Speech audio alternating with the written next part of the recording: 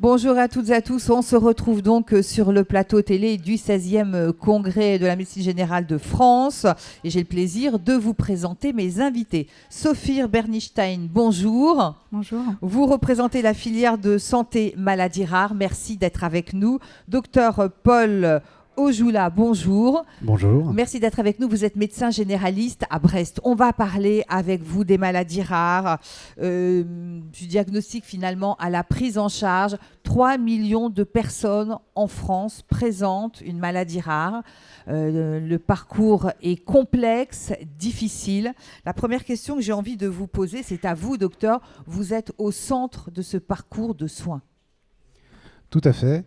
Alors, les maladies rares, finalement, tous les médecins généralistes sont amenés à les prendre en charge, puisqu'elles sont aussi fréquentes dans leur groupe que les patients diabétiques ou les patients qui ont une BPCO. Et les médecins généralistes doivent apprendre à coordonner le parcours des patients qui ont ce genre de maladie. Lorsque on décèle ou on détecte une anomalie, bon, il y a les premiers examens que vous faites et ensuite vous l'orientez vers un de vos confrères spécialistes ou à l'hôpital. Comment ça se passe? Puis je vous ferai réagir également. Alors tout dépend. Généralement, le patient il va arriver avec des signes qui peuvent être très fins, très légers et c'est un parcours qui peut prendre un petit peu de temps. Le médecin généraliste sera généralement la personne qui sera à la porte d'entrée du patient dans la prise en charge. Au début, il peut y avoir un peu d'errance. Souvent, on va prescrire des examens comme des examens biologiques ou des examens radiographiques, puis rapidement faire appel à des confrères spécialistes. Mais il existe un autre parcours qui est de recourir justement aux centres experts.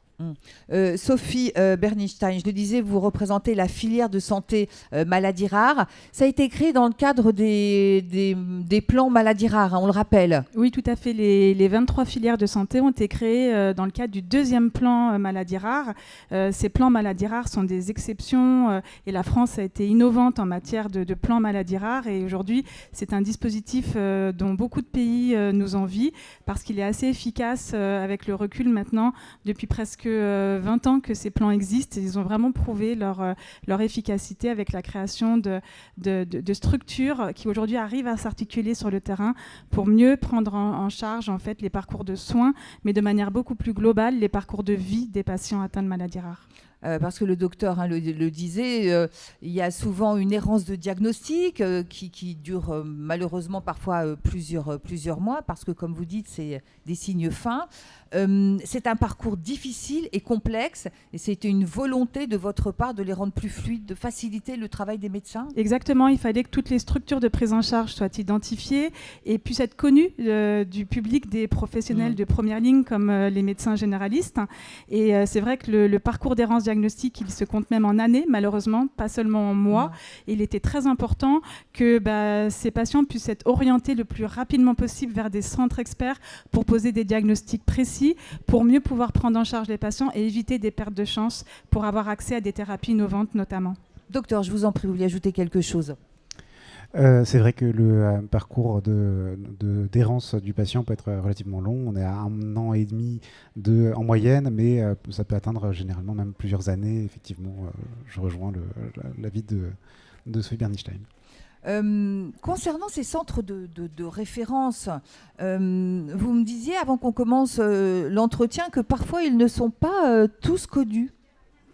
Non, parce que c'est des structures en fait hospitalières d'équipes pluridisciplinaires et le commun des médecins généralistes n'a pas forcément connaissance de leur existence et de leur labellisation dans les CHU. Donc les repérer, c'est pas évident et c'est pour ça que les filières aussi ont été créées pour essayer d'amener un petit peu plus de transparence dans cette organisation et c'est pour ça qu'on est là sur les congrès de médecine générale pour se faire connaître et expliquer comment toutes ces ressources sur le terrain, à savoir les centres de référence, les centres de compétences, les filières, peuvent s'articuler pour pouvoir apporter des ressources et se faire connaître auprès des médecins généralistes.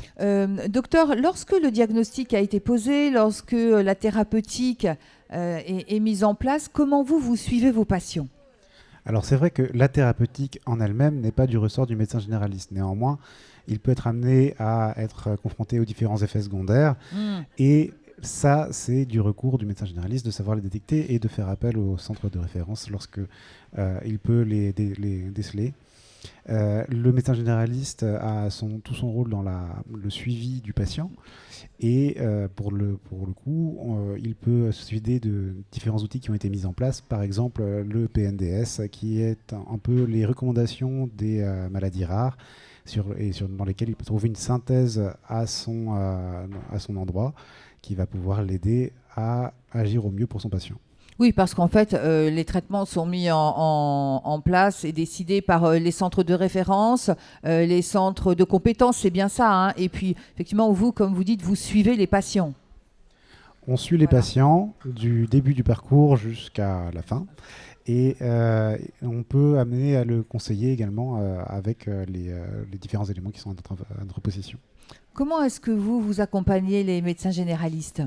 Alors nous, on travaille en partenariat avec le Collège de la médecine générale depuis plusieurs années maintenant et on produit des documents ressources pour les aider à l'orientation. Par exemple, quand en cabinet, un médecin généraliste va se retrouver avec un patient qui a un diagnostic de maladie rare ou pas, et ben comment le médecin, face à ces différentes alternatives, doit orienter son patient, quelles ressources il peut utiliser. Donc c'est ce qu'on avait fait l'année dernière dans la première brève de doc 1. Puis cette année, on a continué cette petite série qui fonctionne plutôt bien en réexpliquant aussi quels sont les outils de recommandation nationale qui peuvent être à disposition du médecin généraliste pour l'aider dans la prise en charge. Oui, docteur, de toute façon, il y a une véritable coordination qui se fait entre vous et vos confrères spécialistes. Tout à fait. Une fois que le dialogue est lancé, généralement, se passe plutôt bien et c'est vraiment un plus pour le patient d'avoir des professionnels qui puissent communiquer entre eux. Et puis les patients retournent régulièrement dans les centres de référence, les centres de compétences ? Oui, il y a une partie des patients qui vient pour avoir une confirmation de diagnostic et d'autres sont vraiment suivis effectivement dans les centres. On a des files actives qui sont aujourd'hui de presque, je pense, sur l'ensemble des centres maladies rares français. Les derniers chiffres de la BNDMR, qui est la Banque nationale de données maladies rares, annoncent 1,2 million de dossiers patients maladies rares aujourd'hui dans cette banque de recueil de données épidémiologiques maladies rares. Donc oui, aujourd'hui, il y a plus d'1 million de patients, 1,5 million presque de patients maladies rares qui sont suivis pour leur parcours de soins dans les centres maladies rares, avec du coup un accès aux essais cliniques qui ne peuvent du coup être offerts entre guillemets que dans les centres d'expertise hospitaliers. Ça vous facilite le suivi des patients ? Je suppose que vous êtes plus serein. Tout à fait. Enfin, serein, c'est peut-être pas le mot, mais en tout cas, voilà. C'est peut-être plus simple pour vous. Au début, voilà. le suivi et la coordination des patients qui ont une maladie rare, quand on n'a pas connaissance de ces outils et de ces centres qui sont justement là pour ça, ça peut être assez chaotique et assez compliqué et mettre dans une certaine mesure le patient et puis le médecin un petit peu en panique. Et on peut adopter beaucoup plus de sérénité lorsque l'on a une véritable coordination avec les centres. Bon, c'est bientôt la fin de cet entretien. Je vous laisse le mot de la fin. Un mot chacun. Je vous en prie, madame. Non, je veux dire que là, depuis quelques années, il y a eu une explosion en fait, de ressources qui sont faites à destination du médecin généraliste. On est encore en train de travailler à des outils d'aide au diagnostic cette fois-ci, qui peuvent à la fois aider à suspecter un diagnostic de maladie rare et pouvoir tout de suite y lier en fait, une adresse pour avoir une bonne orientation de son patient dans un bon centre expert. Donc, il faut rester en veille parce qu'il y a plein d'outils innovants qui sont construits et développés en continu par la communauté des maladies rares. Docteur, je vous en prie.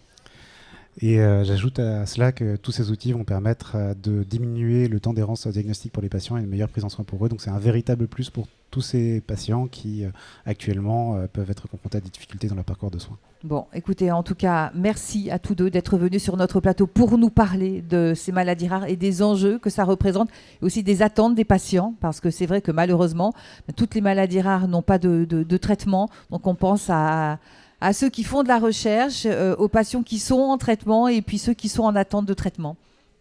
Merci à vous. Merci à vous. Quant à moi, je vous remercie de nous avoir suivis. J'ajoute que vous pouvez nous retrouver sur les réseaux sociaux et la chaîne YouTube. Puis restez avec nous à venir d'autres entretiens.